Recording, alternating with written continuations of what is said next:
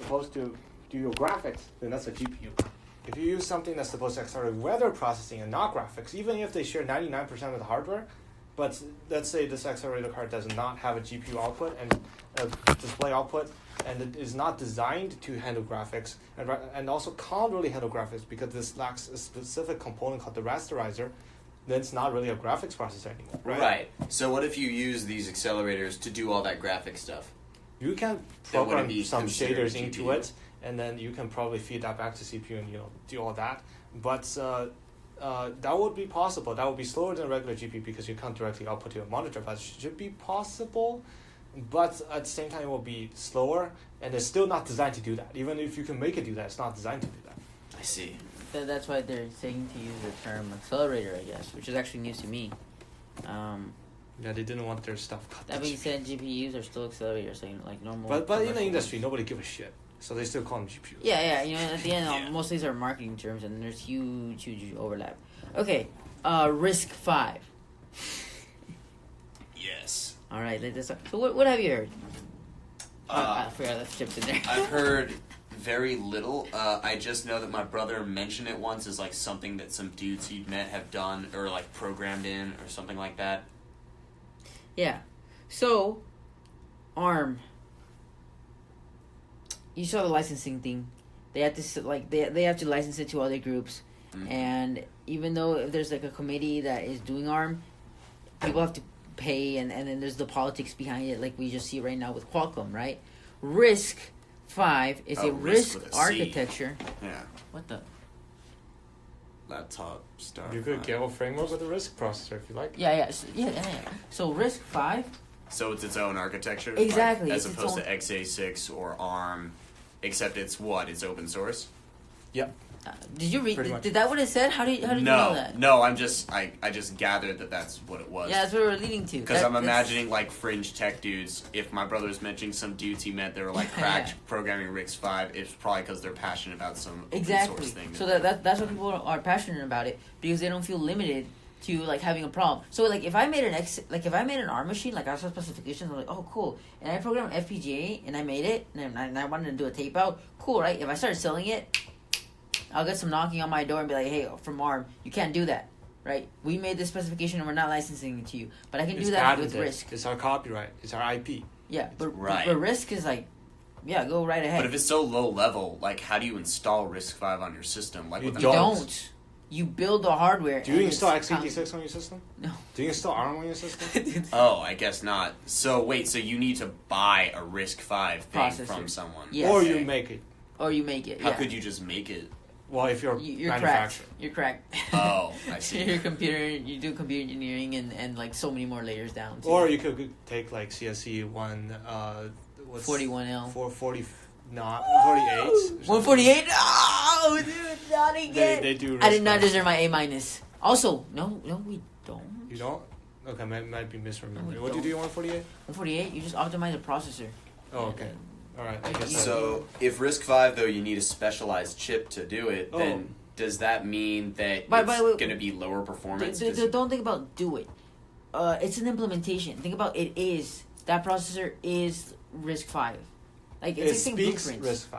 Yes. Yeah, it speaks RISC-V. Right, but that means that is a special processor though. Like you said it yourself, you have to get it from a manufacturer, right? You have to get x86 CPU from a manufacturer. Do you just make x86 at home? No, you don't. Exactly. So you have to buy a RISC-V processor. Yeah. And so does that, if RISC-V is like this open source, like newer or smaller community thing, does that mean that a RISC-V processor has like lower performance than something from like Intel or? They didn't have enough time to optimize the performance, so yes, that's the state of the art. It's not as performant as x86 right now. Yeah, which is sad, but they're pushing it forward. Yeah. Also, however, think about RISC-V was cooking for a while, right? So like now we've had a lot of computing history, so it was like a more modern thing that they kept a lot of things in mind. For example, I don't want to introduce another term, but like one of the instructions you can do is think about stuff as a vector, and completely say, oh, I can have 1 vector, 2 vector, 3 vector, 4 vector, which would be like 1 integer, 2 integers, 3 integers, and I can make it one instruction do a lot of stuff. RISC can do that using that special type of instructions, and RISC-V is meant to support that. And you gotta think about it, that this is because you've seen a lot of stuff like matrix multiply, and you see a lot of stuff like GPUs become popular. RISC-V sees that, and they were able to add it to their specification because they've seen that's kind of where a lot a lot of computers are just moving towards.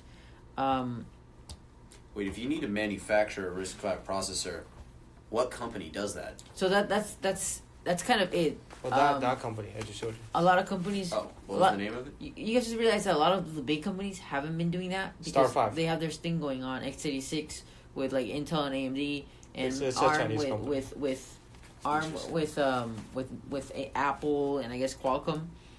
So RISC-V right now is in a state where like it's growing because people are passionate about it, but not because people are like not because big companies see huge value in it because they already have their own thing going. So right now x86, Right. every time someone's like, we made a RISC-V processor, everyone's like, yay, because they're excited to see like more support for it, because the idea is we are hopeful that it will grow into something that more people can have access to and hack more because it's like open, and it's kind of in some sense very community based.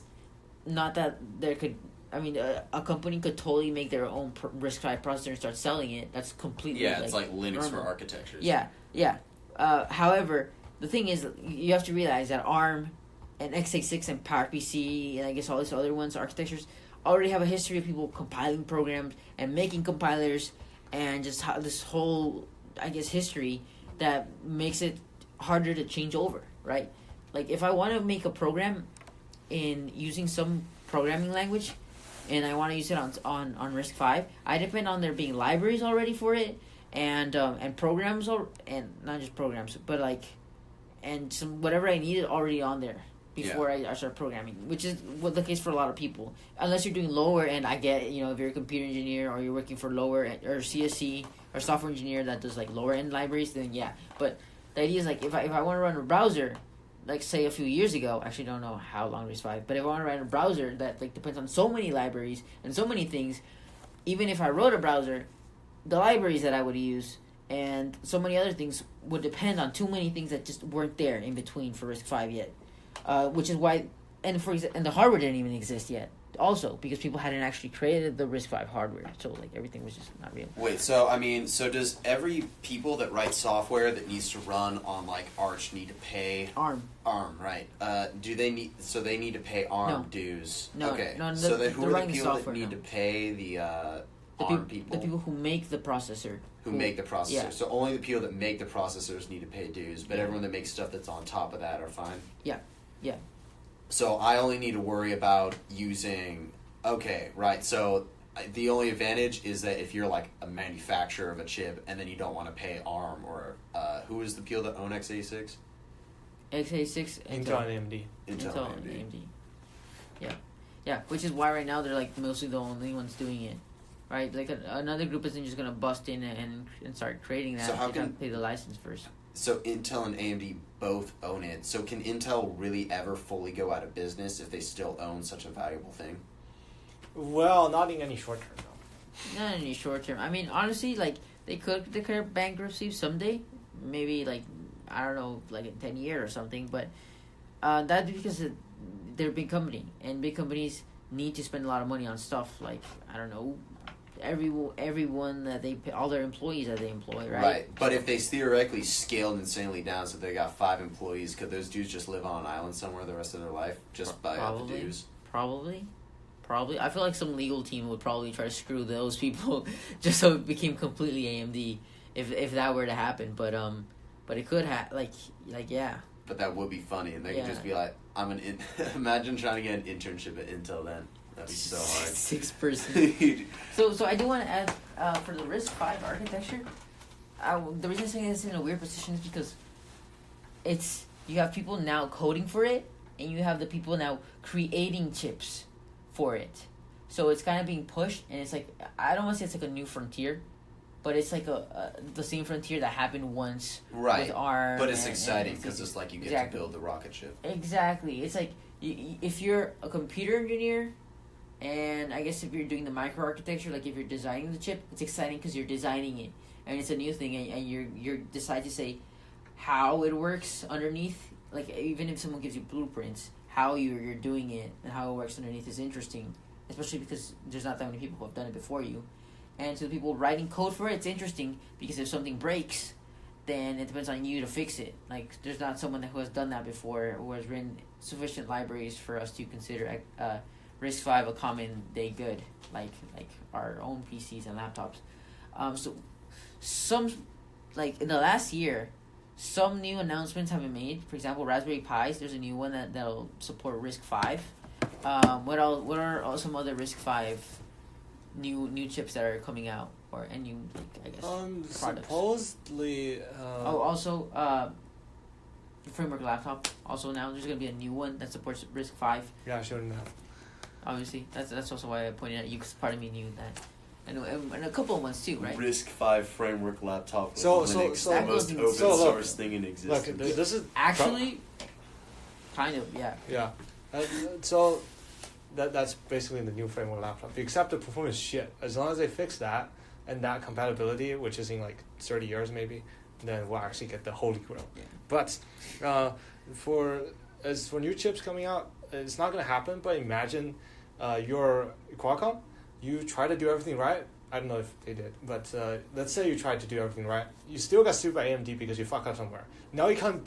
AMD pulled the plug. Sorry, ARM pulled the plug. You can't use their IP to design new CPUs anymore. Your entire CPU business is going out of business because this one company doesn't like you anymore. Okay, what are you gonna do? That's what's well, happening you're gonna right make now. RISC-V chips. You're gonna have to agree to any terms to use it. Interesting. Do you think Qualcomm would ever do that though? That sounds. I think I it'd be have no easier for them to just Honestly, pay they a could. shit ton of money to ARM. I don't know. They could. They totally could, dude. They totally could. I mean, look, it's not common for businesses and companies to I don't want to say business, for companies that make architectures. Sorry, no, that make chips to suddenly change architectures, but it's been done. Apple did it. Apple used Intel CPUs x86 and they switched to ARM. And honestly, how did they do that?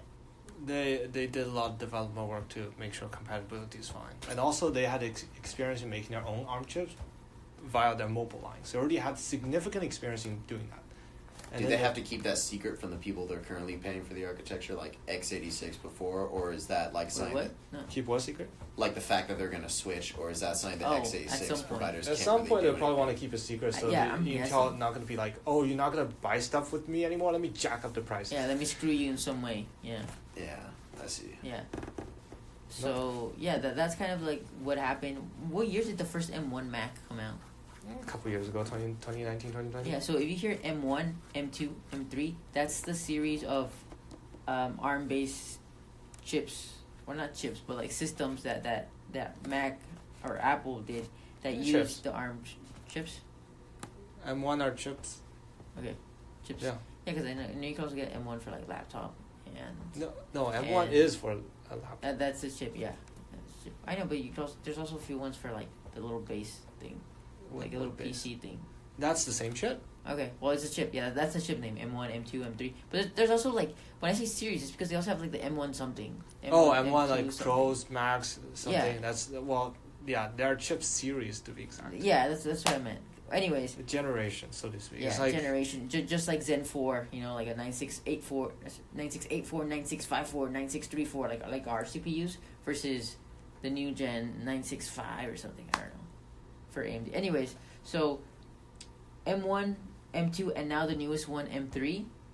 Just to give you an idea, those have been the newest generation of Macs. I mean, of Apple Macs, of Apple CPUs, and They all use they're ARM. they're barely on 3. Just to give you an idea, like literally, if you get How many years ago was this? I don't know, this was like late or like later 2010s, I think, which what? is like not even that long, right? Oh, that does Wait. sound like a long time ago, actually. When what? The first M1. I believe, from what I remember, it's like 2021 or something. Yeah. November 10, 2020. So what you guys are 2020, yeah. saying is that I should learn like everything about RISC-V and then try and go to Qualcomm and be like, Dude, I can help honestly, you guys. That's one thing you that is could actually do. a really good career path. Not gonna lie, like it could be a thing. You could. But look up how many employment opportunities for if you're being serious. No, for don't do Swiss that. Finance. Follow your passions first. and then be broke.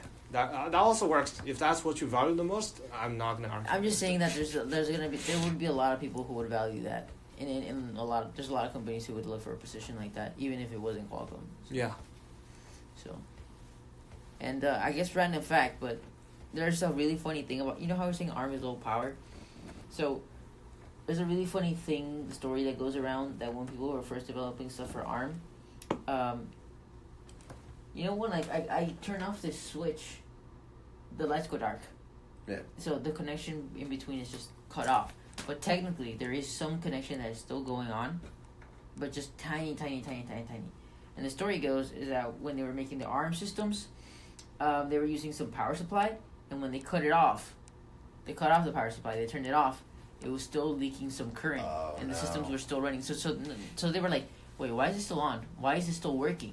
Because the RISC machine was still working just fine. Well, not just fine, but they were still outputting stuff.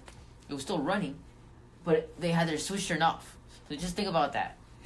think about like that discovery of seeing something of something running on on leakage. Yeah, leakage current. Yeah. Current, leakage power, I guess.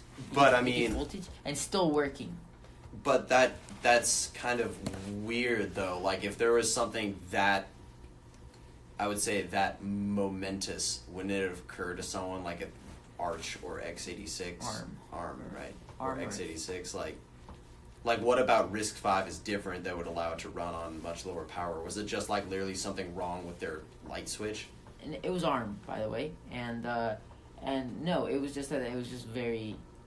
I'm guessing it was probably like a simple implementation, like a simple CPU that they had done, simple processor, simple one, like before they did more and more instructions. Simple, like the kind of thing that would control a fan in your laptop, or simple as in like prototype CPU. Yeah, that it wasn't like the thousands and thousands of instructions that they now need to support, because the list keeps growing every time they like add to their specification. So, some more background on why RISC-V is a thing. What's the benefits? So, it started out as a research project. So people are looking into doing some research with this ISA. So they were requesting documentation from either x86, like Intel, AMD, or ARM, and then they were like, "Oh, this is our IP. This is copyright information. If they tell you that, you're gonna know too much. We're not gonna give it to you. Why we designed this way? I'm not gonna tell you. So how are you gonna do research without understanding the full system? We can't. So they say, "Oh, we are researchers. We already know so much about the CPU ISAs. Why don't we go ahead and design our own practical, research-oriented, open architecture so that people can all use it, and we will tell them all the rationales we use when we design this system." Yeah. And then later, this somehow turned commercial. And that rationale was, why do we going to push that commercially? Because it will open more opportunities, because you don't have to somehow make Intel AMD happy to give you license to x86, which no one has done before. They're not. No. It kind of surprises me. We're going to duopoly. We're not going to give you that. That's great. Or you don't have to make ARM happy. You don't have to be afraid that ARM going to sue you. You don't have to pay their fees, which means your product's going to be cheaper, which means you're more competitive. So a lot of more innovation is going to pour in, and that also means a lot more competition. This is good for the industry. So that's the new rationale for why we're going to commercialize this research idea. Yeah, and I forgot about that. Yeah, RISC was born like purely out of research. So some people are like, "Whoa," for the research end. I'm sure Matthew Mikhailov tried working on their servers at some point. Yeah, we used to have a RISC-V project where we build our own chips, but like we don't manufacture it. We emulate it in FPGA. Yeah, because FPGA is good. So you can build your own chip, so to speak, as long as you have FPGA. You can program the hardware. That's what FPGA is for. Yeah. Yeah, I have heard something like that. Like it's like a chip, but then you simulate another chip or something. Yeah, well, it's more like you set the logic. Like, obviously, CPUs are very, very, very complicated, but at the end of the day, they are like. They're logic gates. They're logic gates. This so is what you ending simulate with that. the logic gates within a regular CPU. Well, and that's what an FPGA is. By the way, no, That's an FPGA. Yeah, because that sounds like a software simulation. Oh, an okay, FPGA will set the hardware. Like, say I have a say I have like. Say I have this. Redstone in Minecraft.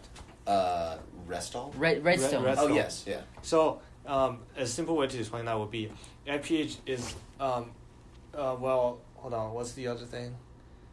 FPGA. The CPU is like you do all the you're using pistons. You're using redstone blocks. You're using torches. You're using all sorts of technology to do what you want.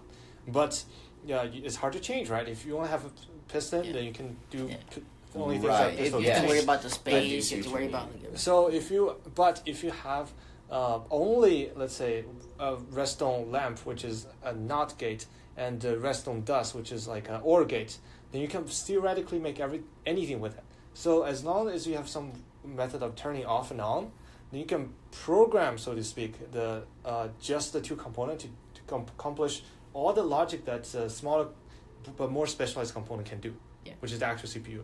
So you can, but you can change it on the fly. You don't have to go and reconfigure the hardware. You have the hardware, but you just output the signal differently, you turn on different gates, and it does what the CPU do. And what this enables you to test different configurations if you want to make a CPU of your own. Yeah, it allows you to prototype the CPU really quickly. This is going to be really abstract, but say you have an AND gate, right? An AND gate means, are you familiar with an AND gate? Yeah, I took C65. I don't even know you guys look at that. Okay, so you have an AND gate, right?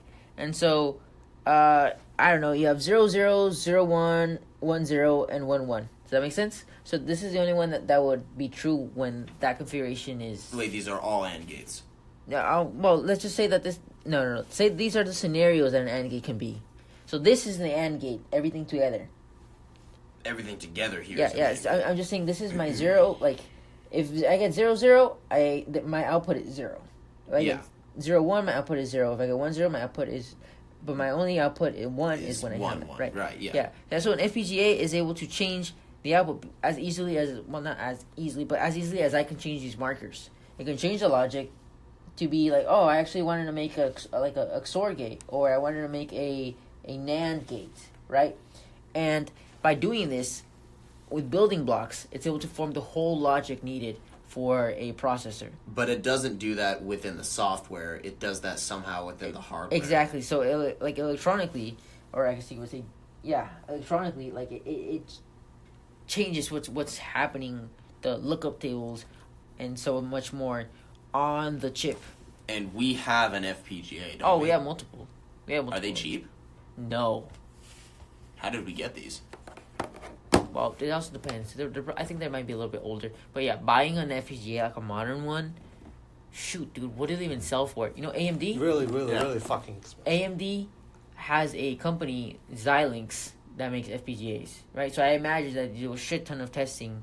More pricing than a CPU probably. So that's actually kind of important, I would imagine, that we have... for development. Yeah. Of CE stuff. I mean, yeah. 13,005. Yeah, how do we have FPGAs? How did the club acquire them? I actually don't have no idea. We're stupid rich. I don't know why. I actually don't know. I don't even know how much these cost. Because I know that Kai, when he was starting to get them working, he had some problems because they aren't, very, user-friendly. And I don't know if that meant that they were old, or just used for research, or just weirdly protected. I don't know. What that does sound like is a great advertising perk of the club. Maybe. In fact, a lot of we have had a lot of computer engineers want to join because of that. Because they're like, oh shit, FPGAs? Oh sweet, I want to practice running stuff on that. Exactly. The only problem is that learning how to run stuff on FPGAs is a little complicated. Because think about this: first of all, you have to get FPGAs working. Then you have to write stuff for FPGAs Verilog, and then you have to write software for that. That's very different from just worrying about getting the software working. You design the hardware and the software. Yeah, and that's why usually the entry level to FPGAs is kind of higher, and that's why people really like. You really need multiple people. You need a hardware-focused person and a software-focused person. Yeah. You can't be good at So both. when you guys tried to get the FPGA working before, is that what you had? Did you have a hardware person, a software person, and everything in between? Yeah, no. Oh, you guys just try and do everything. Yeah. That's kind of how we operate sometimes, especially because it's hard to communicate it. But Matthew and David and such are much more hardware-focused. Yeah. But they also know a bit of programming, and they don't really need to build complex use cases for FPGA. Right? Understatement with David and Anish, if you ask me. What do you mean? A bit of programming. Yeah, they are pretty good on both fronts, I would say. But maybe not. I don't know about Matthew McKillop, but I never gave me too much impression. Not if you. He seemed tall and skinny. Wait, didn't you? You know what that means? No. So I was like in a textbook apparently. So there's tall and skinny, which is like, it was actually in the digital book. He's better. Tall and skinny means that you are like know an area and you know it deeply, right? Versus fat and short means that you know a lot, and like a lot of general, maybe not too deeply, but it's a pretty funny term. Yeah, like how. What about a medium and built? And built. Yeah. It's like a really like muscular. Exactly. Yeah, that'd be pretty respectful. So it's the perfect balance. Yeah, exactly. Well, depends on who you need working. True. And yeah, right. So yeah, my skill set is like hardware. It's like fat and wide, and then software I'm like wide-ish. I think, but on some specific parts I'm really deep. dude, you're like just going like a crazy hourglass figure with that. Anyways, so you got like a female form. I do want you to imagine that on a CPU, like whenever like the lithography or whatever process is used to create it, this is set. This cannot be changed. Right. Right. But on an FPGA, it can, and it just can be modified and some other stuff. So it's all switches. I don't really know too much about it. There's actually there's a lot more complexity to it. Hardware trickery. I'm imagining that means. Doesn't that mean that they would run like way slower? Yes. Yeah. That's why. And area-wise, they're like much more big. Yeah. Area-wise. Because you're using more hardware to simulate less. Like a ton. You're not using it efficiently. Exactly. And so, like, let's say. You know what? No. They are not necessarily slower. Because if you're doing it for a task that a CPU would normally take long for, they can be we're comparing significantly faster. Oh, I guess we're comparing to different things. We're saying. If you're simulating a CPU with FPGA versus building a CPU yourself. Yeah. Like in that case, FPGA is slower. But like if you're saying. Right, so if I was to simulate an Intel thing with an FPGA, that would be slower. But if I was, say, making an FPGA for a specialized function on a satellite, then that would be faster. Correct. In fact, I think there was some group. I think they called themselves. That's a real company. Some Cymer or something that worked on the lithography. Lithography is the engraving, I guess it's etching onto a silicon wafer to make the chip. They had FPGAs for controlling, I guess, the whatever the light beam hit, and because they had to do calculations so fast and so precise, and they had to manage analog logic. FPGAs is what they used, just so they could use that and like. So that's pretty fucking cool. It was. So in other words, in the tier list is if you're running software on the CPU is the slowest. And then FPGA is faster than the CPU. But FPGA is worse than ASICs, which are custom designed logical circuits to do that specific thing that you got to manufacture instead of program on the fly. So you can make it thinner, less area, more efficient, faster, more performant, and less energy. But so that ASIC, though, can also be like a CPU. So if you're simulating a CPU with FPGA, then that's going to be slower than the actual CPU itself. Right. But if you're comparing that to software running on the CPU, but you program specific hardware for that software to accelerate that software, it's going to run like order of magnitude faster. Yeah. This actually reminds me of a really cool part. But then once you truly manufacture that CPU that you design on the FPGA, that one's going to be really, really faster. Yeah. This reminds me of like a slide that So like you can imagine FPGA is fake hardware. Yeah. Where are these FPGAs stored? Oh, they're on the FPGA server. They're just inserted inside. What's that? They're the top server in 404. Oh, wait. So they're just are they're FPGAs shaped like a normal rack? They're just like it's like a device. It's shaped like a GPU. Yeah, right? they're like on a PCIe slot. Oh, so like within these like giant this, metal rectangles. They're like Like I see. They're components of an existing CPU. Yeah. Not an existing CPU, of an existing compute node. Yeah. So what, could I take some compute node that we have on a rack and then open it up and then install an FPGA in place of a graphics card or something? Yeah. And then Yeah, you have to get the software working. Anyways, so I forget the freaking guy's name, but the guy teaching 240 computer architecture and 240D, like specific computer architecture, same guy. You know, I was attending his lecture because I was hoping to get into his class. CSC never accepted my easy request. Whatever. In fact, it's still pending. Week 4. Bitches. Anyways, he had a cool graph like this, right? Where he said stuff like, This is the programmability. And the efficiency. Yeah, that's right. Wait, these are backwards. This is the efficiency? The faster you go, the harder it is to build.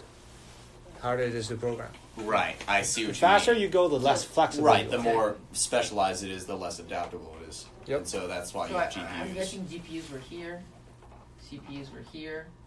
I Whoa, for sure, CPUs have lower programmability than You're GPUs? totally right. You're totally right. But what about efficiency? I don't know. All I remember is that FPGAs were all the way over here, and I wasn't really sure if I agreed with that. No. Wait, no. wouldn't they be at No. the total other opposite No, end? swap that.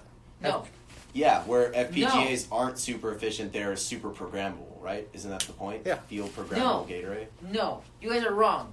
Because Okay. I thought that, and I went to use 240A and 240D, and I kept thinking to myself, what the, like that's not right, right? Okay. But What's he the had argument that for right. it? So I'm guessing from his multiple explanations, because he explained to the next class over too, is that when he's saying this, it's not that the FPGAs can do so much, because FPGAs can do so much, but it's the fact that you, like trying to program it, have to struggle with the fact of just writing the hardware and the software. So Oh, so you mean like? yeah, it's- right. Like it's just the So definition of really, it's programmability. not on the curve. Really, it belongs here. It's slower, but it's harder to program for. Is that what you mean? I guess so. Honestly, I looked at the slide and I had those same opinions. I wanted to talk to the professor. Yeah, Like, I don't think that is entirely correct. Yeah, but like I do agree with the fact that it is gonna be harder to program if you have to like fucking make the hardware and the software. Whereas an ASIC, it's limited, it's very efficient, but you can like the programming should be decently difficult, I guess. But is that programmability? Is that the ease of program, or is that the flexibility of what it can That's what I do? wanted to ask. That's the dual definition. That's where the ambiguity comes from. FPGAs are more flexible. They may be harder to program, but they are more flexible, and they're slower. But it's hard to put that into a two-dimensional graph, isn't it? I agree. But anyway, like if we're talking about programmability, like how much time you would spend programming something, FPGAs are right there. That's also why the FPGA Oh, project. this is the amount of time you spend That's programming. that's probably the best. That's probably a better definition. Indeed. Why don't we modify so the if professor's it's, so in other definition? words, like it's difficulty of programming. So like the higher up on that chart it is, the easier it is. So like less time that you've spent programming. But if it's lower on the chart, it's like spend a lot more time. Exactly. Yeah, but at the same time, though, you may It's have not spent fully. less time programming your ASIC because it's all hardware. There's nothing really to program for. But you gotta make that hardware. You gotta go to a company and say, "Hey, build me this piece of hardware," and then you're gonna wait 6 months, a year, 2 years for the hardware to actually come out. Wait, remind me, what's the ASIC? No one told us that. I was waiting for you. No one told you. Well, no one told me. I was waiting for you to ask that question. Yeah. An ASIC. It's very specific. It's like that's what it stands for, by the way. A application specific integrated circuit. So it's like I wanted to calculate SHA-1, and I want to go really fast, and I don't need literally anything but calculate SHA-1. So an ASIC would be something you might design with an FPGA.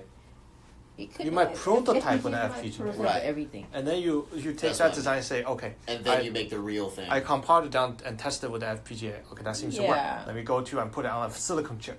So what companies make ASICs? Because Qualcomm. that means Qualcomm. You remember talking about signals?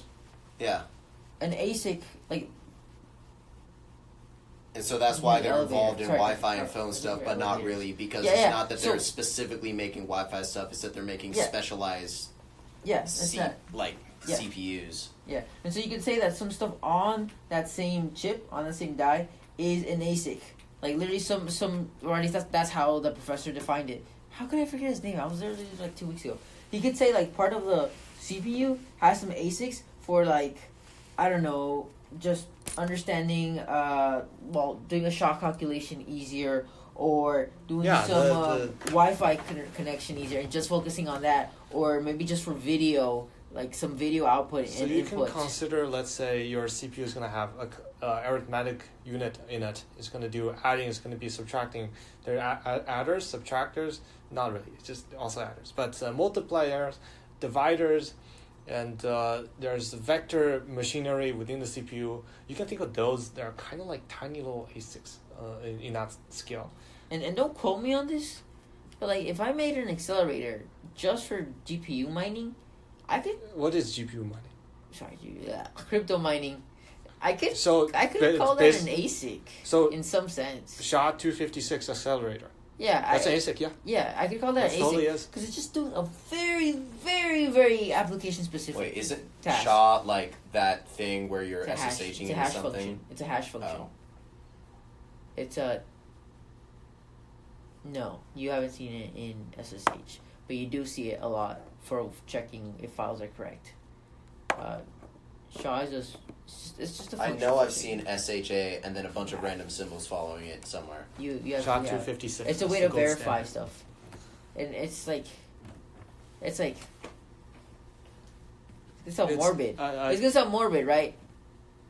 But if you like just ground me through a like I don't know a meat thing, and you made a burger out of me, right? You would see my hair, right? You see bits of my hair, the color of my skin, right? Maybe some of my like red blood, but also maybe some of my shirt. But like you see like some traits, and you're like, oh, that's him, right? Yeah. Versus if I threw someone like you, you'd be like, oh, Paco doesn't have that hair. Right. That's right. basically what a SHA function is. It does something to the bits that just compresses it easily, grinds it all through, and then gives you some output that you can clearly see is different from another input. So more academically, SHA-256 is one instance of a hash function, which are defined as you take a whole bunch of inputs and you map it to a fixed size output that's supposed to represent fingerprint, digits, whatever.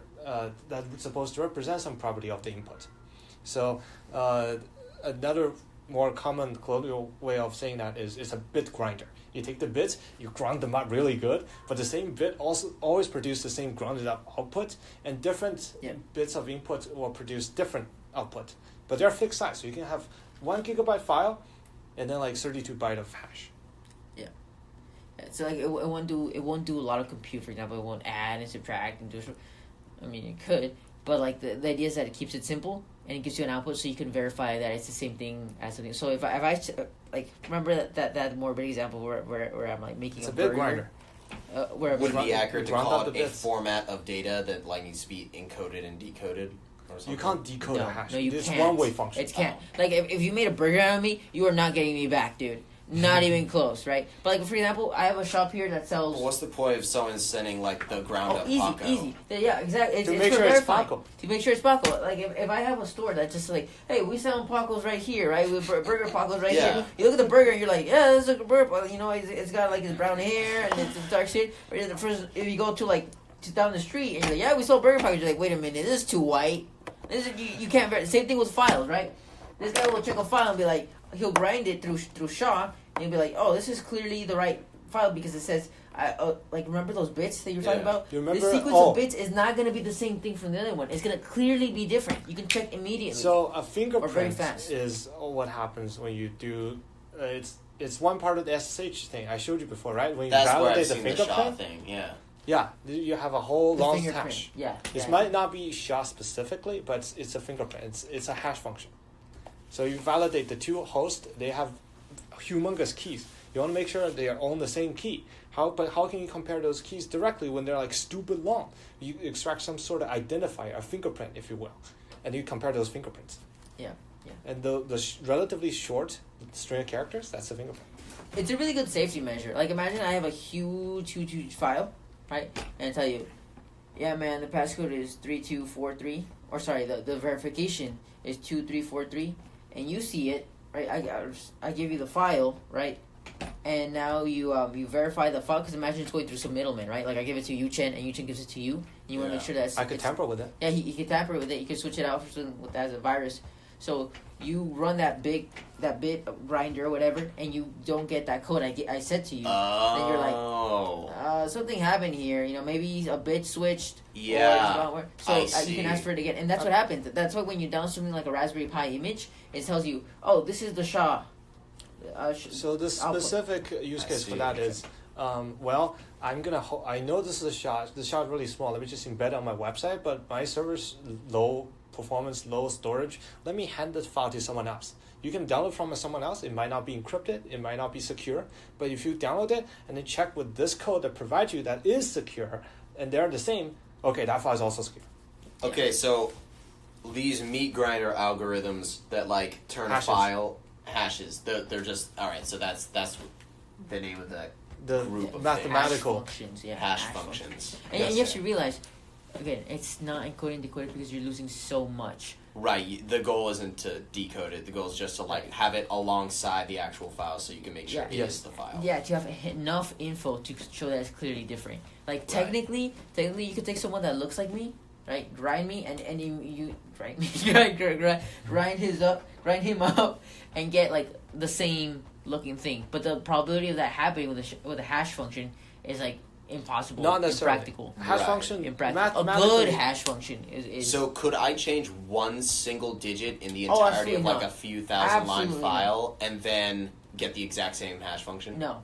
Really? No, you can't. No. You can't. No. That's possible. So it is possible. Mathematically speaking. No. No. We're so. If you do that, I'll pay you $1,000. I'll pay you tuition. No. You don't say that because I'll do it right now. Let's define hash function where fx equals 1. Good hash function. Come on, bro. That's still a hash function. You said it has to be good. Come on. A hash function is defined as you take some sort of variable size. Doesn't even have to be variable size. You take some input, probably variable size, and then you output a fixed size output. And the only criteria is for the same input, it has to produce the same output. That's it. That's all that there is to it. But to make a hash function good, you want to be as much possible.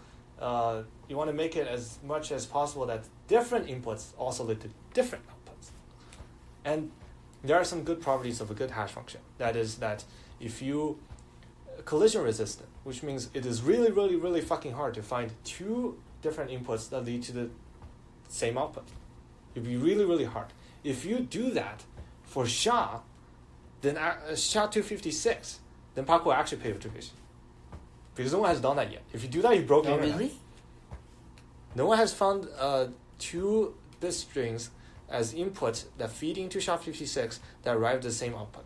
Yeah. So see how useful that is, right? Yeah, I see that'd be very useful. Yeah. So you're gonna write an ASIC, put it as a feature on your on your CPU, and just call it a day. Have your thing whenever it needs to compute a SHA-256 goes into ASIC. I see. Done. So that is really cool. In but fact, like, how useful would that be? Like, let's say a shit ton. Well, let's say but let's say that you found some way that like if you had like some huge amount of data, you found one like you called it a bit string. Let's say you found one way where like there's one thing like one bit string where if you just change this one number, then it's identical to this other one.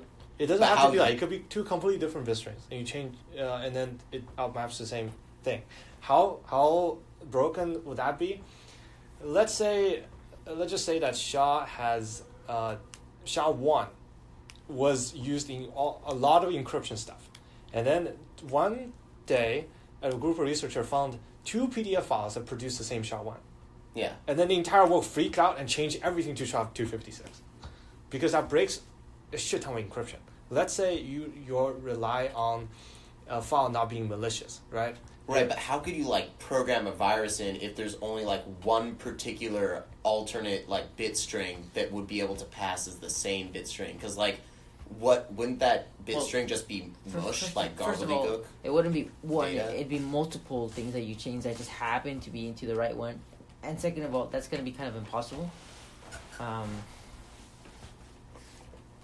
I mean, I may not have a proper understanding, but I'm imagining that like this hash function, like it produces the SHA as a function of like all this bit string that's fed into it. Yeah. And then, so like, you don't have to produce a virus with it. You can just say, my system depends on the two things be exactly the same if they have the same hash. If they don't, then I feed into some sort of mechanical stuff, and everything breaks, even if you flip a bit, because that's what we want. That Oh, also so could what be you could possible. like bomb people's computers by convincing them it's like a normal like trustworthy file, but then it's just like like It's suddenly mush. corrupt somewhere. Maybe like I do Yeah. a Windows ISO and you install that, and then Yeah, so that have one you bit's ever flipped wait? and Listen it to crashes. this. Wait, listen to this. Have you ever seen like the meme where it's like, change when you enter your essay, change just make a random file and change the like what is it? What's it called? The last things of a file, the like .exe. Yeah, the extension. Change the extension to a to .txt and see what happens. If it errors out, you can tell your professor that you're gonna send it out again. Right? You ever seen those memes? No. No? Like if you like, oh man, I want an extension date. Just write get I don't know, like a program Oh, like my file is Firefox. corrupted. Yeah, and say if your file is corrupted, you know how you open that and it says file is corrupted? That Vaguely, I've opened like Windows. Like Windows Movie Maker files, and they're corrupted because it no longer supports it. yeah. Well, there's a meme. Well, that's because no longer supports it, though. That's different. But there's a meme that I've seen like but by meme I see joke that I see a lot is that if you need an extension on your essay, just I don't know, grab a PDF and put .txt, give it to your professor. They'll try to open it and it'll error out. Right? Yeah. Does that make sense? Well, kind of, but like, why would the professor giving you extension? Because Because Because they don't know. Because it's they'll like, say- oh shit, you think corrupted. yeah, you're Oh. correct. However, imagine that your professor says, "Give me a shot to 56 beforehand." Right?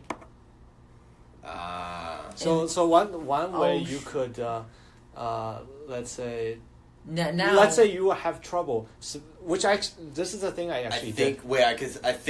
But first, I think I see what you're saying is that with the SHA-256, like originally, if it's not broken, then there's no way for you to like trick your professor into thinking your file's corrupted. But if you found a way to crack SHA-56, then you could still do the same corrupted file trick. Let's say, yeah, actually, yeah.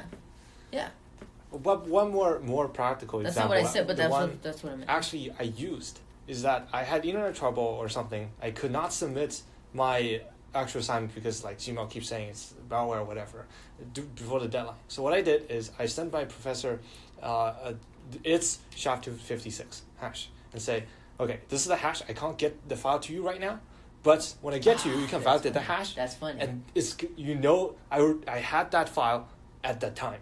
Ah. Otherwise, I wouldn't be able to get this hash. Right.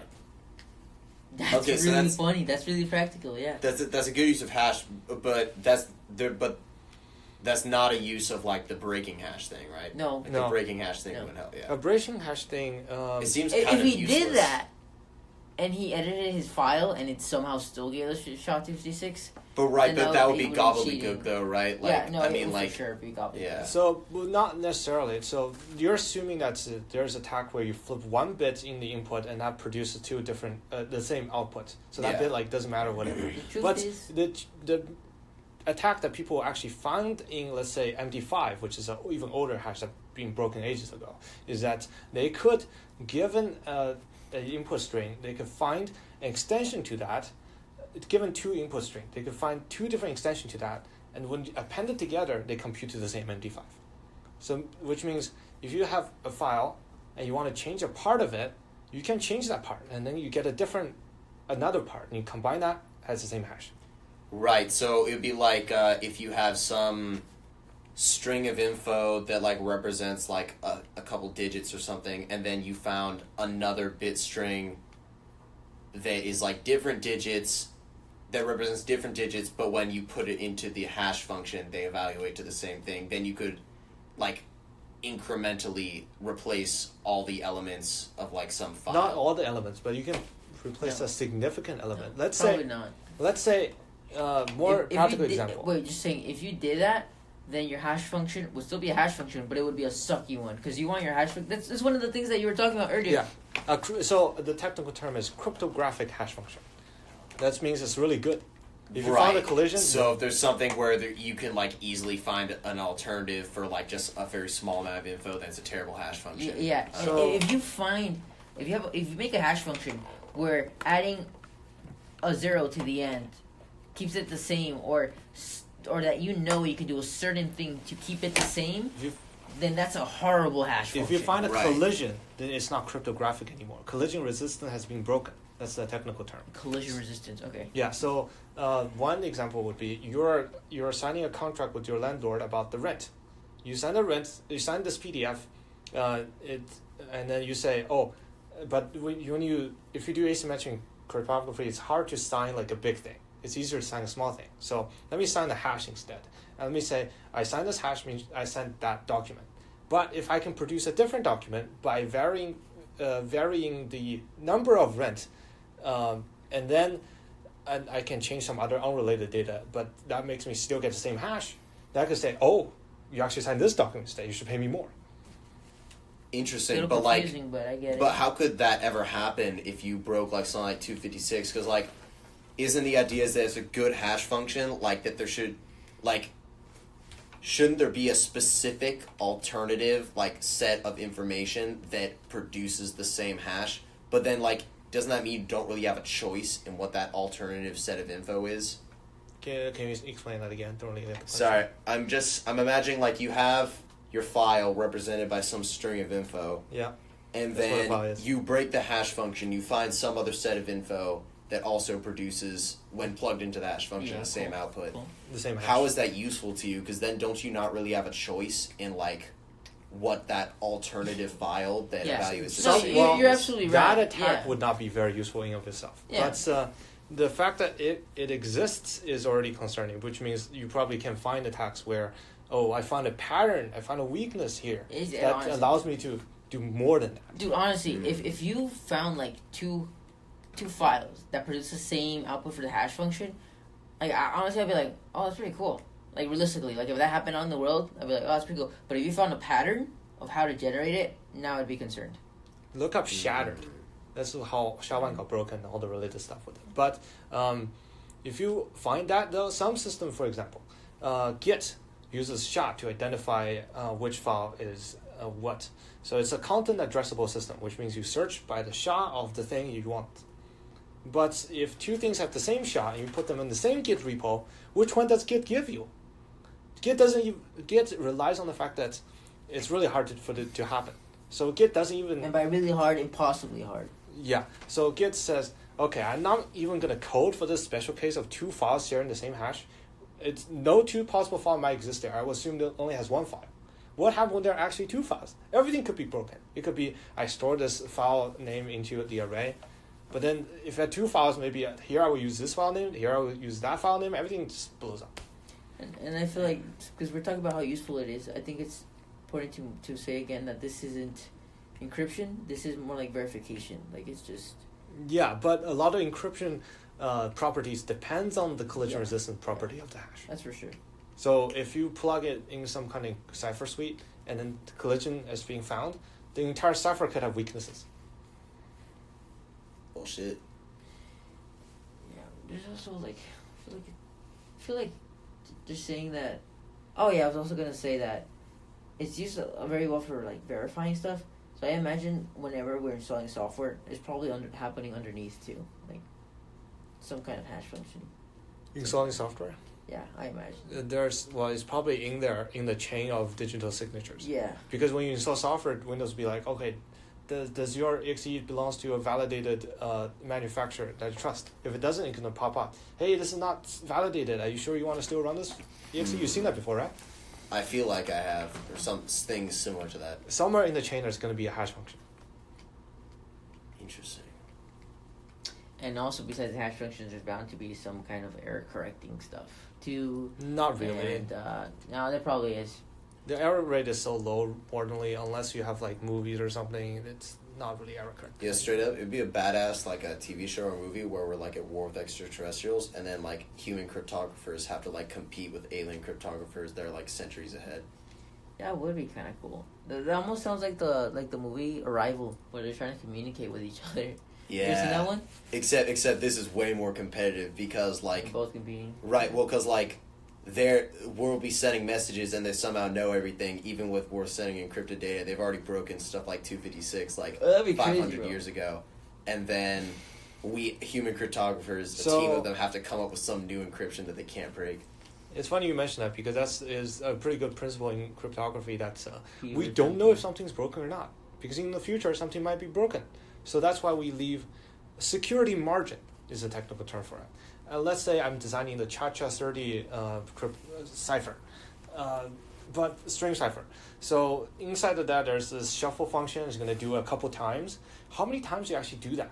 Well, so let me just put it stupid long. Let me do 20 rounds of Cha-Cha-2, and then we define that to be Cha-Cha-20, and that's the cipher we're going to standardize. Why 20? I don't even need 20. Well, it turns out a couple years ago, someone find crack to 8 rounds of that, the 7 rounds of that. So if you only have 7 rounds, they prove that it is feasible for a nation state, let's say, to crack the cipher. But no one has found more than that. So you have 12 rounds of buffer, 13 extra rounds that's there for no reason other than we don't know if it will be broken. So let's be safe. Let's put it there to make it harder to be broken. Remind me, where are these rounds calculated from? This is really funny. This actually reminds me of ECE 11. Rounds are what how SHA works. Basically, SHA will like take an output. It'll be the fixed size, and it'll feed it back into itself and keep running it and like keep mixing it up, keep scrambling, and that's what he means by rounds. No, I was more talking about the cipher. Cha-Cha-20 is a competing cipher. Oh, say really? AES. Oh, really? Yeah, I imagine it's a similar term. Well, because like you're kind of saying that rounds is like a measure of like unbreakability, like The number of times you do something. Yeah. So a cipher is usually constructed in such a way that you define a function, you apply that function to some kind of internal state. How many times do you apply this function before going on and accepting some new piece of data? right, and the more times you apply it, the harder it is to unscramble it. That's Generally. yeah. Harder it is to break, and slower the function will be. So you want minimum rounds to make it fast, but you want more rounds than necessary because you want it to be hard to crack. Right. That's a delicate balance, and no one knows the answer to. So the what? That's a delicate balance that no one knows the answer Delicate to balance. because by definition, when you know if something's cracked, if you do know the answer, then it's already cracked. Yeah. So is it standardized, the number of rounds, most Yes. encryption thing? So what if you No, is it? What if you made it unstandardized, where like you have your own form of encryption, where it randomly chooses like within a range of rounds how many times to run the encryption algorithm? What are you trying to Then- accomplish by that? I guess, well, like if you knew how many rounds like your encryption function was run, let's say you didn't know the function, the hash function, or maybe that's not the right word. Like you're saying it like it's cycling through this same thing, this piece of data. You send it through, and then you do that again multiple times to generate your encrypted piece of data, right? Yeah.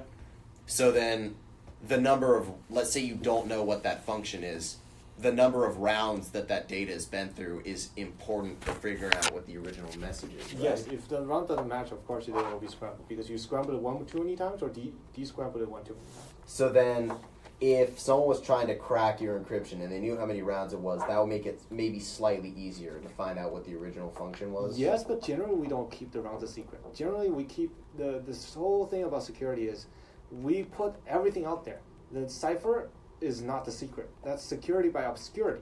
So back in the days, it would be cipher would be secret. How does the Enigma machine work? The Allies doesn't know, and that makes it hard to crack. But now we're beyond that. We're saying even if I tell you exactly how my ciphers would work, given the plain text and the ciphertext, you're not going to be able to decrypt it. The encryption cannot be broken even if you know how to do the encryption. And that's the crazy. Wait, how does that make sense? Can't you just do the function in reverse or something? Yes, but you have a key. You have a password. You don't have the password, you can't figure out the original content. It's kind of tricky to think about. Right. It's some really bizarre property. I guess I'm missing how the encryption keys fit into it, but that sounds like this is like a whole class though. Well, CSU couple of them. 117, take it. Hey, It's which great. one? CSU 117, cryptography. Oh, I should take one day. Honestly, it could be a lot of classes. For example, like I think 101 or is it 100 CSE 100 teaches you about hash functions. The software dev. That's software engineering. No, that's 110 is software engineering. Yeah, what are you talking about? CSE 100 talks about like basic. CSU 100. Gotcha. Yeah, data structures and algorithms. Teach you hash functions. Did they do now? I don't remember. They being did taught with that me. last time. Yeah, no, they did with me. Nemo. Oh fuck. I Hash just can't function get. is- But it's out of the ubiquitous. So it's very important. I did want to mention rounds. Rounds is like a pretty. You see that term a lot. For example, like for there's a command, the shred command, which will overwrite a file with random bits. And just number time And you do it. and you can, in that case, you can also specify rounds, and what it does is that it just like rewrites the same file with random bits, just to prevent it from being readable.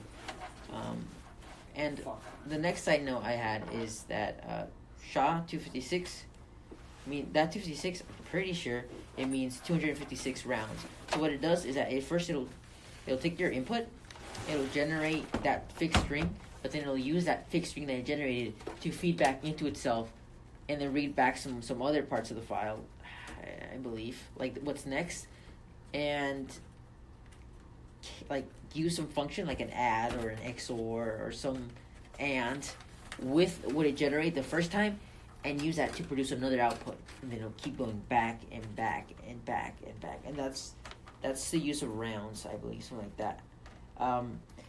ECE 111, which teaches you how to implement stuff in Verilog, same language as used for FPGAs. The final project was implementing SHA-256. It was SHA something. Impressive stuff, dude. That was really cool. That does sound pretty cool. Yeah. I'm not sure what you mean by rounds and final project implemented in SHA. Yeah. No. You implement SHA. You implement the SHA algorithm onto hardware Oh. in ECE 111. That class, if you ask me, that should be the precursor to CSC 141. That class is just wow. Like, actually, I don't even know how there's CSC people who learn hardware design if you haven't learned a hardware language. Here it is. Hold on. I can pull it up. Documents. Yeah, I'm way overdue my project. Anyways, For example, my entire system encryption is open source. You can find the source code. You know how many rounds that algorithm does. But without my password, you still don't access to my files. Bam. That's how open source software can be secured. If you know the encryption algorithm, and then if that must mean you can crack the encryption, then you can't have open source software that's secure. So how does the encryption key factor into it? Like, all I was imagining before was like a function, or kind of like the hash function where you take data, you plug it into the function, you get an output. So a hash function is unkeyed, but a cipher suite is keyed. You have to supply a key to it. The function is also so the function itself is dependent on both the key and the input data. Yes. And so without the key, then you can't really do anything with it. So yeah, dude, that final project has you creating a Bitcoin, and that's how Bitcoins work, by the way. Even though they encrypt some stuff, they use the SHA-256 algorithm to create some string there. So it could be very wrong, but basically, how Bitcoin works is you're doing a whole bunch of work to figure out. I have it here. To validate. Here. Yeah, you'll probably have a better explanation than I can. Yeah, let me find a good picture so I don't. Let's see. Final project. You try to find this. Final Bitcoin project. Let's mine Bitcoin on Create a Bitcoin HPC Fund. Ooh, okay, here's how it works. So a Bitcoin, it'll have a transaction, like you and I will be like, oh, dude, I'm gonna give you like $5, right? Yeah. So it'll record, Francisco Gutierrez gave Ian Webster $5, and that's a string. It'll hash that, right? And then it'll put that into it'll record that. And the next time that you do something, like you pay me, it'll include that in the message, that from that last message. So say, Ian Webster paid Francisco Gutierrez $300. Also, the hash function from before, right? Why does it do that? Because that way we can go back and forth, hashing from the previous message. So if we go on record, and I say, no, I paid you $3,000 at one time, then you can say, like, that doesn't match the rest of the hash functions that were passed later on, because they depend on that original message. So that sounds like a record of our transactions. That's but why like, Bitcoins work. What is the Bitcoin then? Bitcoin is that process. But like, how could you then? Oh, so there needs to be. So there's not any like units being exchanged. It's like Bitcoin just refers to like a collection of records of interactions between different people. Yeah, and in some sense it's also, think about it. Think about also, I mean, I'm sure some part is also encrypted, but if I say, oh, like on the record, I have bought 300 Bitcoin, then that's another message introduced, right? And that's also something that can be recorded. But then, how do you, like, if that's how Bitcoin works, then, like, what if you want to I just pay someone 500 Bitcoin, like, how do I pay someone 500 Bitcoin if that thing that generates the SHA or, like, the encrypted thing that is added to the file we have between us, like, how does it know that I have, like, 500 Bitcoin? Like, where's the record of that? I think there's some part that is probably recorded somewhere else, but it's super fucking complicated. It goes the whole concept of mining and then validation by a proof in compute. It's really complicated. It's not something we can explain in half an hour. That's totally fair. And I guess there's some parts that are like outside of my knowledge. I'm more explaining the record of the transaction, like what's being recorded and who's giving what, and that's what's being recorded on the blockchain. Which is that's the blockchain actually. Maybe not the Bitcoin. That's the blockchain. The blockchain is a record of the transactions. Anyway, so this is a round. So this is Cha-Cha. This is the actual cipher that you're using, like probably daily. You don't even know about it. But this is the algorithm. You're doing some kind of rotation here. You're doing some kind of exclusive OR. And you're doing a lot of it in this specific order. And you're going to do it this many times. That's the round. And the rounds, there are a couple of different. There's 20, there's 8, there's 12. Just by changing from 20 to 8, you're 2 times 5x speed. So some people use 8. The best known break breaks 8 out of 20 rounds. So and that's for wait. So this is salsa and cha-cha. So this is a kind of encryption that has been broken? Not broken. Every encryption has some kind of weaknesses that's so I'm going to advertise to you.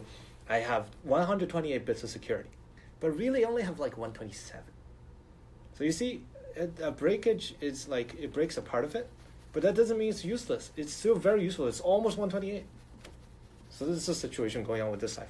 Wait, I don't understand. Like you can break one out of like every so many pieces of data? So it will be like, this. So to break it, you have to try 2 to the 256 passwords. Let's say, maybe there's a way for me to try to decrypt this thing by only trying 2 to the 250 number of passwords. Well, that's not really a weakness, is it? That's kind of is. You're reducing the security advertised. But like, what computer could possibly test that many passwords? No, just making an example. It could be like 2 to the 20 or 80 or any other number. I'm just picking something else. That's crazy. And then like what? The more functions the more rounds you do, is that like the higher that exponent? The more rounds you do, the harder it is to find an attack. Because, it makes the whole thing more complicated. Let's say you make an attack that could skip a couple rounds, but then you only skip those rounds. You have more rounds after that. You have to still figure that out. In general, it makes it harder. I see. Is there any like existing cryptography method that we know of 100% there's no impossible way to break it? Yes. What? Do you know of such method exists? Perfect security, provable security. Oh, this is a joke. It's not. It exists, but it's really stupid. It's called the one-time pad. Have you heard of the one-time pad? No. So this is. I looked it up just yesterday. I was going into a cryptography rabbit hole, but then I found that some people are saying they know some people in some countries, some diplomats, they exchange top secret data, and they still use one-time pad to validate 100% sure. They can never be broken. How you do that is, let's say you have a string of bits, right? And you want to get that security to the other side. Well, so you know all the encryption, you use a password to protect it, right? But the password is short, right? You only have 256 bits of key. But one-time pad is just saying, let me make the password as long as the message I wanted to send. Then let me just XOR my password with my message, and I get the result. And then let me send it over. And because you don't know the password, because passwords as long as the actual thing itself, if you don't know the password, of course you can't get the thing back. It'll be completely random because the password is a completely random string of bits. You just, whenever you go abroad with a diplomat, you generate 4 terabytes or whatever, a huge number of random data. And every time you send a message, you take a chunk of data, use it as a password, and send it over. Wait, so but that's just increasing the exponent a lot, though, isn't it? Like, what if they sent a message that was like, hello, and that was the only piece of data? Then your password would be like 5 characters long? Yes. And then wouldn't that be pretty breakable? Where are you getting his password from? You generate it. You pre-agree, you pre-share the key. Yeah, but then that means that any message you want to talk in between has to be limited to that side of the Yes. password. That's the weakness. That's why it's still not very practical. It's not practical for the internet, let's say. Yeah, and what if I wrote a message and then I just appended zeros to the end? Seems pretty darn dangerous. What does that mean? I was like, if I want, I don't know, let's just say the password is like 1,000 bits long. And so I say, hi, how are you? 0000000. That's my message. That's my string. So what? What are you trying to say with that? Well, if you're just doing something like a simple operation like XOR, then you could definitely see that the last...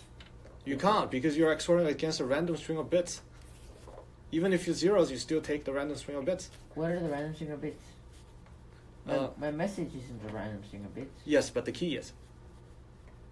Oh, so you also have a key introduced here. Yeah, one-time pad is, you have a pad that can use one time. What's a pad? Pad is like a notebook. It's a notebook of a bunch of zeros and ones.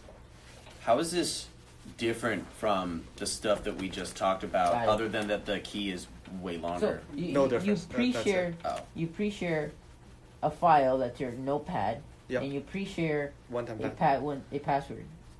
So I'm saying password here, but really what I mean is a random super fucking long string of bits. That's the key. That's the one-time see. pad. Okay. That's the more technical Oh, term. so you're really only sharing the pad. You're sharing the pad. So basically, if we really want our messages to be secure, like let's say the military is sending a message, like they could just use one-time pad. It just means that it might take a little while to like decode it. No, No. decoding will be kind of fast. What's Oh. the hard part is you're trying to So share. the length of the message. Yeah, you're sharing a stupid long one-time pad, and you're sharing between them, and you can only use it one time. That makes it so impractical. I see. But like in certain cases, that would be used. Like, could you use that in a prolonged like war? Yeah. Yeah. So that could be useful. You can ensure that no matter what, because all the modern cryptography depends on some sort of mathematical principle to make something hard. What if mathematics advance enough such that it's no longer hard? While encryption is broken. There's always a danger of that happening. With one-time pad, it's proved to be secure. Dude, yeah. After, like, no matter how many years, they can't break it. Yeah, think about if I don't, you should have been there, but the year that we got hacked, for example, like for trying to get into like the BMC, required a password. Sorry, no, I'm wrong. Sorry. On the machine that was damaged and no longer worked, we were looking at the BMC, and to log into the BMC, you use a username and password, one that we didn't know. Luckily, Matei figured out that the system was so old that it had a vulnerability because it was old. Yeah. Something that was outdated. But not only that, but the way that the password that was being verified was but I don't remember. I don't know what. So he extracted I don't know the web stuff. the hashed password. Yeah. And then the hash was weak, and the password search space is rather small. So he tried all the different combinations. He tried to crack the hash.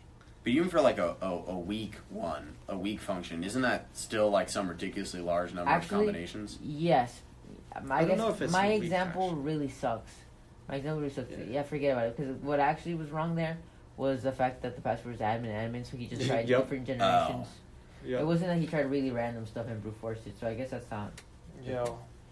I just want to add though, for a blockchain, the way the blockchain Admin, works is that it creates signatures, we'll just call it a hash function, every time something is created, and then it adds that to the next one.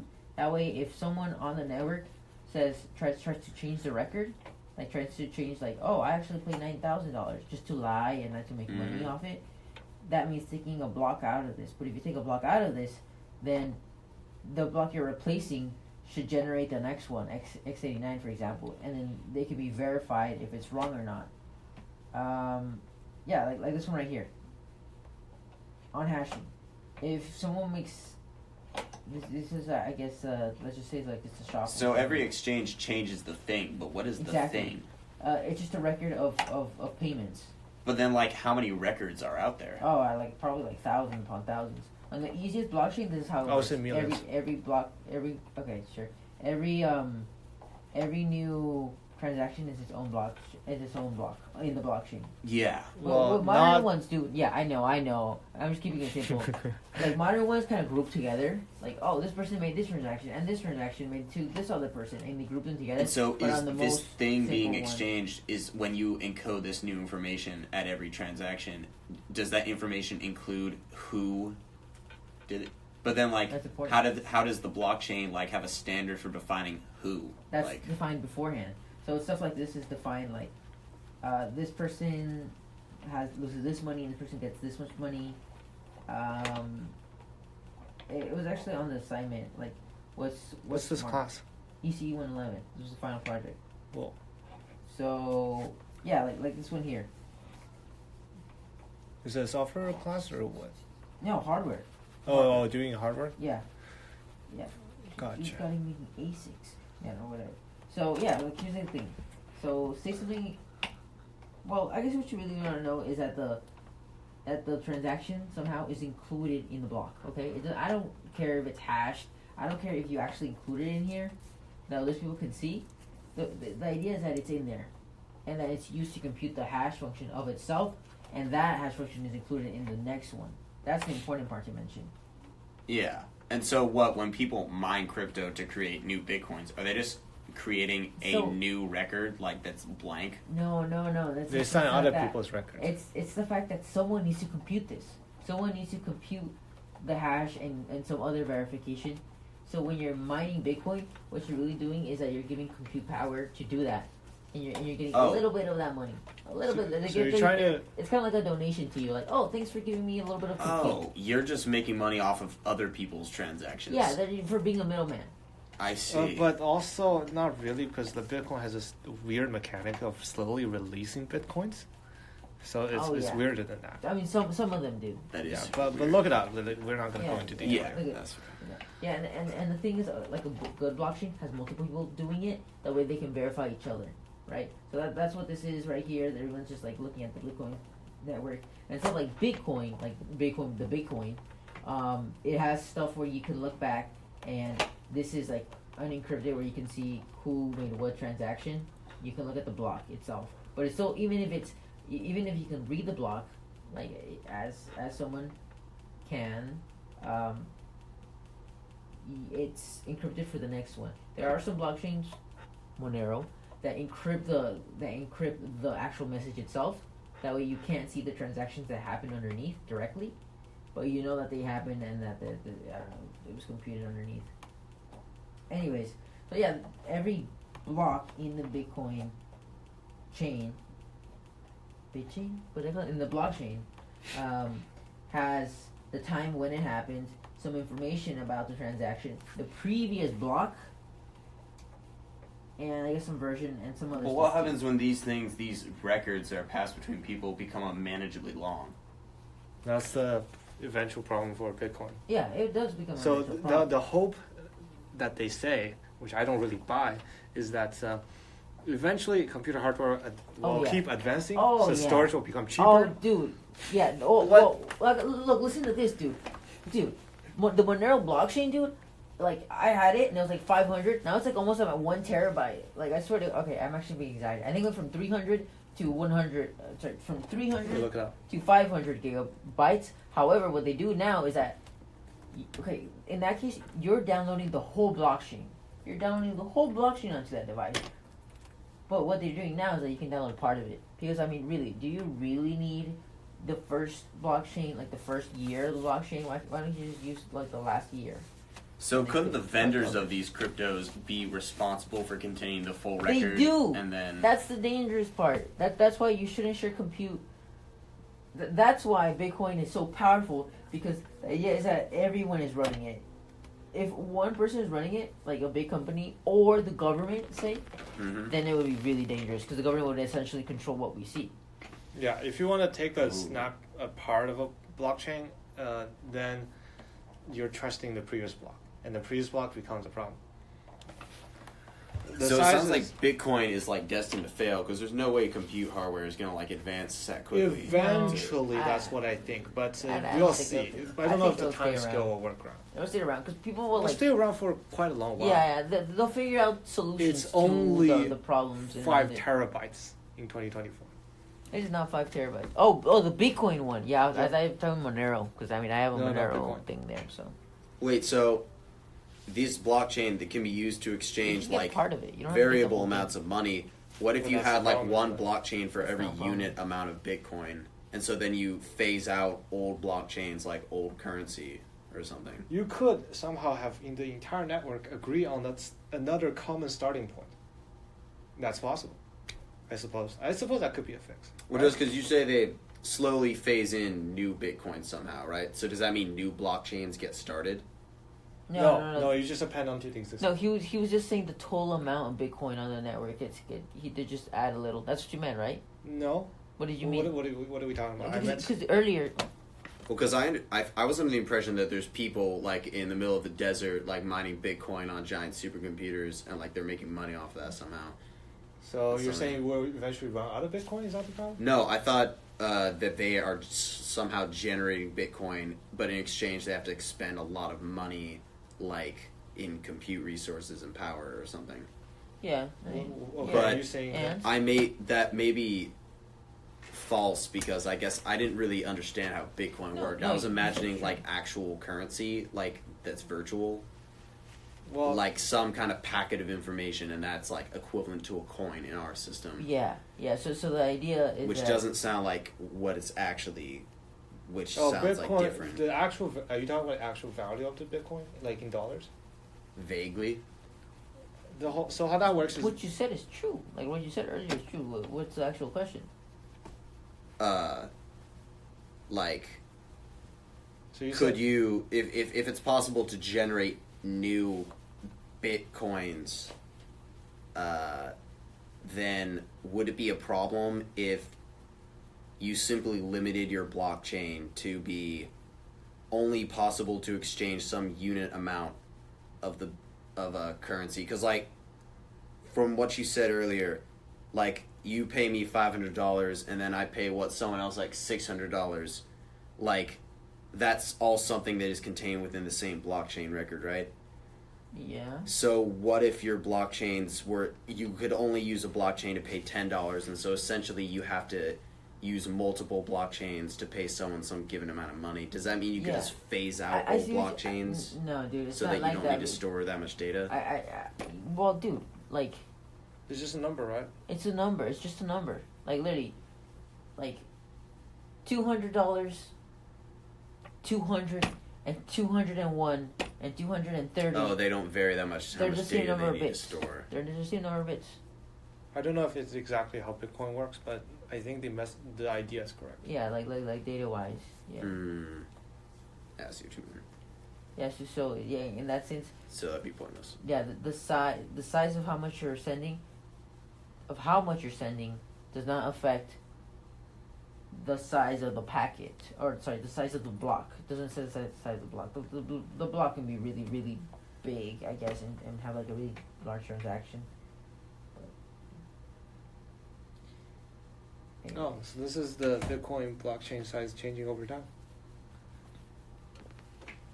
2009, 712. That's the height terrible. Right there. That's the height. Yeah. It's just getting higher though. I don't know what happened here. It sounds like it hit a plateau of some sort. I guess when the bubble burst.